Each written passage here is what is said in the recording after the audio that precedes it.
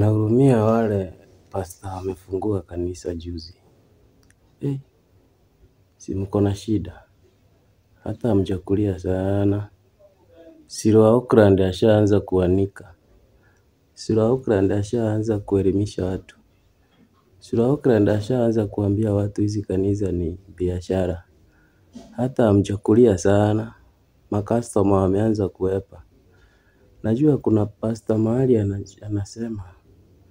Sasa huyu amekuja tu saa hii nimefungua yangu hata sijakulia sana.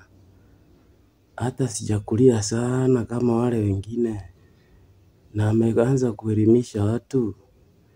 Si ataharibu biashara.